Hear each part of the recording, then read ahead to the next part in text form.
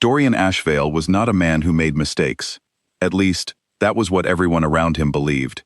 He was the alpha king of the Blackmore Pack, the most powerful wolf ruler in the Northern Territories, and he had held that position for 11 years without once showing weakness in public. He was tall, sharp-eyed, and completely sure of himself, in the way that only men with too much power can be. His word was law, his judgment was final, and when he walked into a room, every other person in it became a little smaller without meaning to. Elena Voss had not grown smaller when she first met him.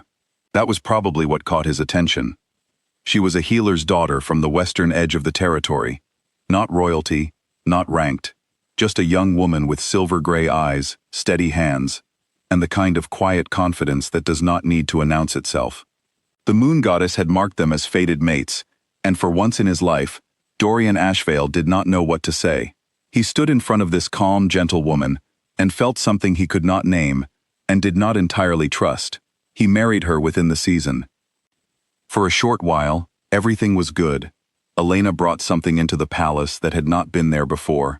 Warmth, maybe, or simply the presence of someone who was kind without any reason to perform it. The warriors respected her. The younger pack members adored her. She learned the names of every elder's grandchild within her first month.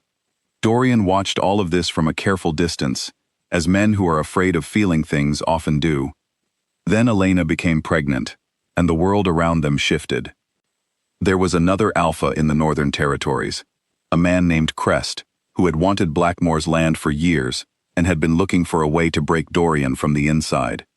He was patient and clever, and had enough gold to buy the cooperation of a disgraced Omega and a witch who worked in the shadows. Together, they built a lie, forged letters that looked like Elena's handwriting, a witness who claimed to have seen things she had not seen, a scent trick performed so carefully that it would hold up under casual examination. The evidence, when it was placed before Dorian, looked real. And Dorian believed it. He believed it not because the evidence was perfect, but because a part of him had always been waiting for something to go wrong. Men who do not trust happiness often find ways to prove themselves right. He did not investigate quietly. He did not sit alone with Elena and ask her, face to face, whether it was true.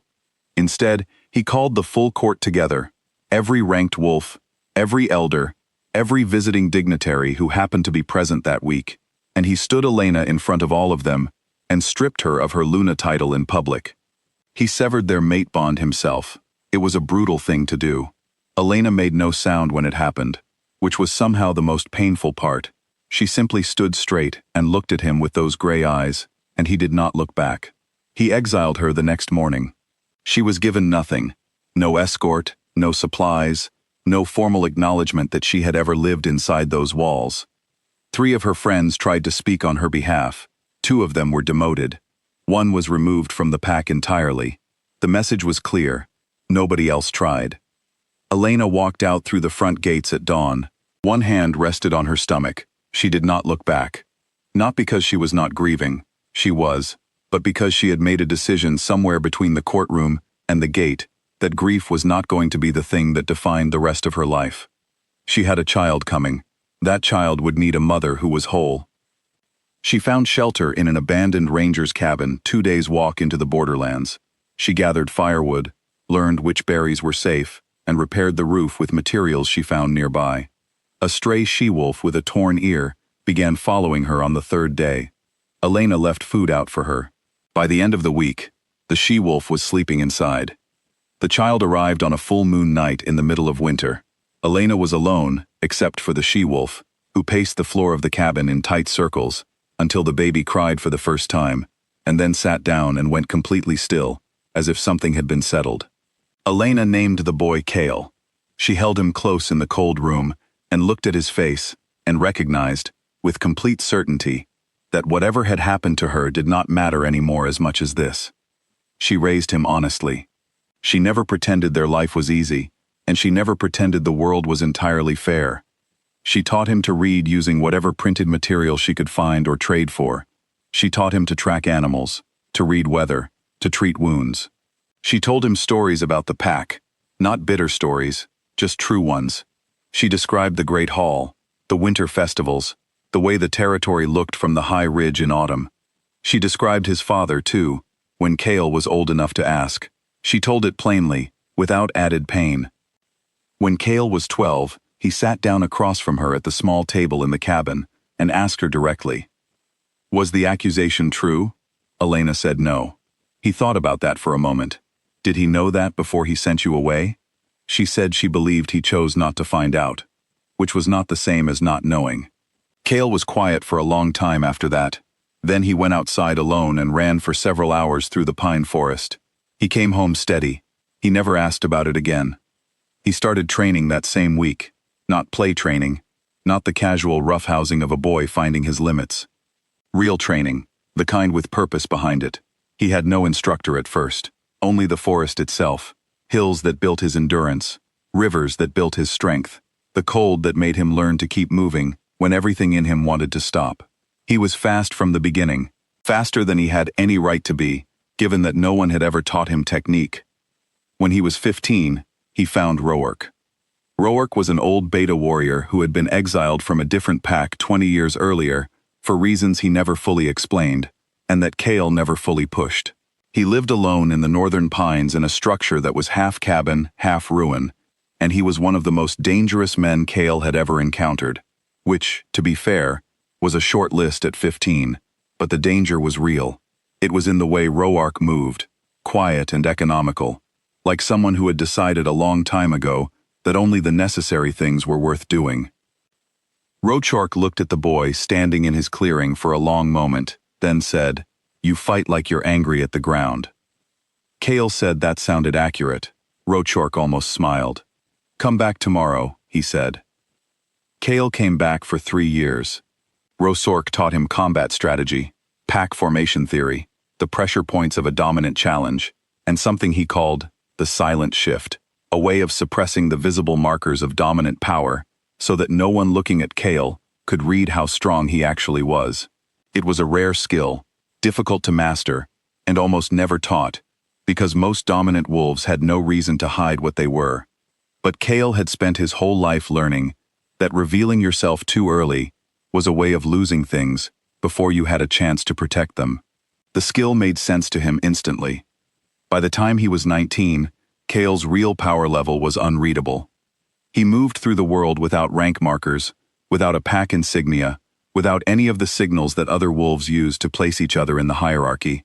He was simply a young man who appeared, handled situations, and left. He began to appear at the edges of trouble, rogue attacks on neutral settlements, disputes that had turned dangerous, places where someone capable was needed, and no one official had bothered to show up. He never introduced himself. He never waited to be thanked. But people noticed. Word traveled through the networks that connected unaffiliated wolves across the territory, the exiles, the unmated, the ones who lived between packs by choice or circumstance. There was someone out there, young, unknown, impossible to read, the kind of strong that made dominant wolves instinctively take a small step back without knowing why. The Summit of Alphas was held every 5 years at Ironvale Hall, a neutral building on unclaimed ground, where pack leaders came to negotiate, argue, and occasionally challenge one another under supervised conditions. Dorian Ashvale called this particular summit to address the growing rogue problem, attacks that had been increasing along the northern borders for 2 years, and that no single pack had been able to stop alone. He arrived as he always arrived, first through the doors, surrounded by 6 ranked wolves, wearing the full insignia of his title. The hall filled with alpha energy the moment he entered, that layered pressure of dominant wolves in an enclosed space, all of them measuring each other without appearing to. Kale stood at the back of the room in plain gray clothes and watched. When the moderator, an elder woman who had been running these summits for 30 years, called for unregistered attendees to formally declare themselves, Kale walked forward through the crowd. People moved out of his way before they understood why. He stopped at the center of the floor, gave his name, and then gave his mother's name, Elena Voss. The room went very still. Several alphas who had heard the Borderlands stories looked between Kale and the king. The resemblance was not subtle. Same jaw, same exact quality of stillness. The moderator, following the standard protocol, asked Kale to submit to a dominance reading so that his rank could be formally entered in the summit record. Kale agreed. The reader, the The same elder woman, who had assessed hundreds of wolves over her career, placed her hands on his shoulders, closed her eyes, and was quiet for almost 2 full minutes. When she opened her eyes, she looked at the assembled room and said, in her usual calm voice, "I cannot find a ceiling." 4 alphas issued formal challenges over the next 2 hours. Kale accepted each one.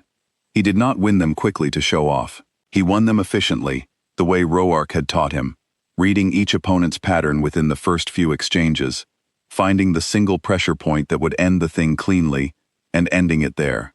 None of the 4 wolves were seriously hurt.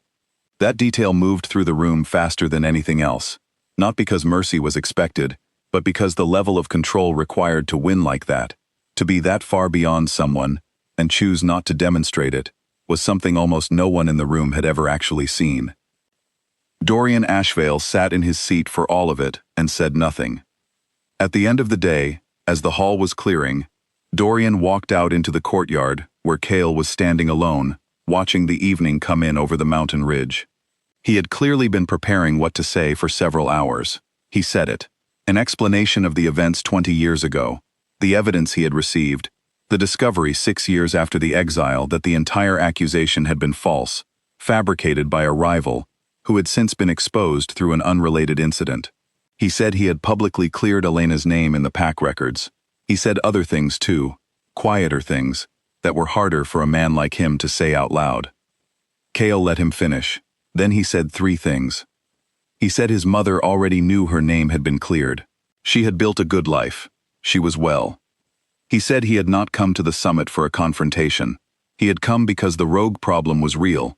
Wolves were being hurt, and someone with actual ability needed to be in the room where decisions were being made. He said that whatever came next between them, cooperation, distance, or nothing at all, he would decide based on what was useful, not based on who anyone's father was. He said it without anger. He said it the way his mother had always talked about hard things, plainly, without extra weight attached. Dorian Ashvale, the Alpha King, the man who silenced rooms before he entered them, had nothing to say to that.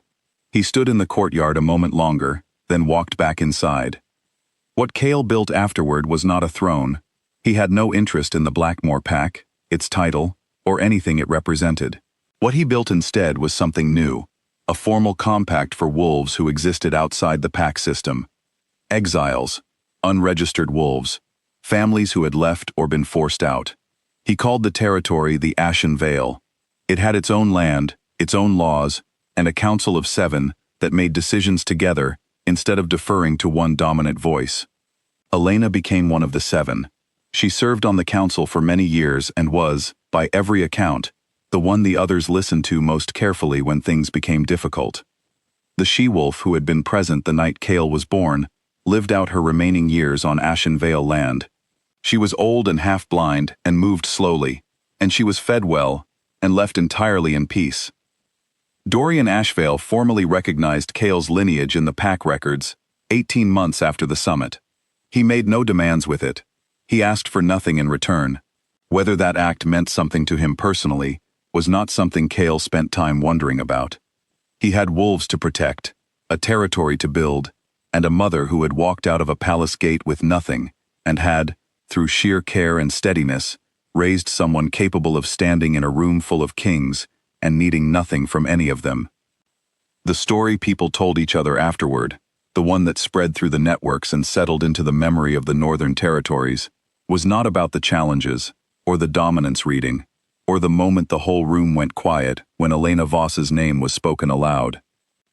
It was about what happened after the summit closed, about a young man sitting alone on a stone step at the edge of the courtyard, eating a quiet meal as the last light left the mountains.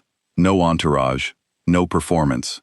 No attention given to the fact that dozens of the most dominant wolves alive had just spent a full day measuring themselves against him and come up short.